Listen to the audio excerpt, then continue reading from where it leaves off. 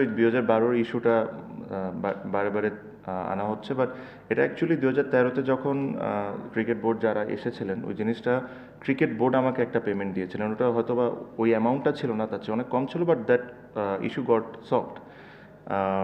আর payment নিয়ে দেখেন, it's আমি একজন আমি চাই যে বিপিএল অনেক ভালো করুক, বিপিএল এর নাম অনেক হোক, একটা সময় আমরা আসলে অনেক ফার্স্ট আগাচ্ছিলাম, বাট এইসব দিক থেকে cricket board has to be very careful.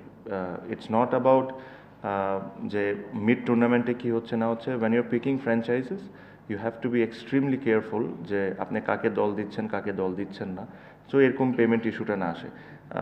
Because end of the day ধরেন একটা দল যদি পেমেন্ট করতে পারলো না, আর প্লেয়ারকে যদি বলা হয় যে লেটস সে 50%, এটা কিন্তু পাস্টে হয়েছে, আমি যেটা বলছি যে 50% পেন্ডিং ছিল, তারপরে একটা নেগোসিয়েশন হয়ে প্লেয়াররা 25% নিয়ে খুশি হয়ে চলে যায়। বাট দোষ তো এখানে প্লেয়ারদের না, প্লেয়াররা তো 16টা ম্যাচ খেলে ভালো খেলে, যদি ফল্টে থাকে তাহলে ফ্র্যাঞ্চাইজ ফল্টে থাকবে আর বিসিবি ফল্টে থাকবে।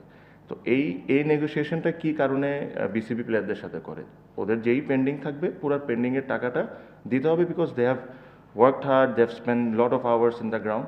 So I hope যে এখনও যেহেতু শেষ হয়ে যায় না, I am sure they trying to solve it.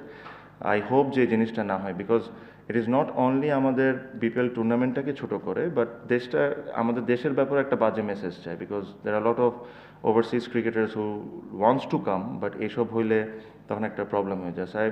The main thing is when your choosing the franchise, you make sure that you choose the right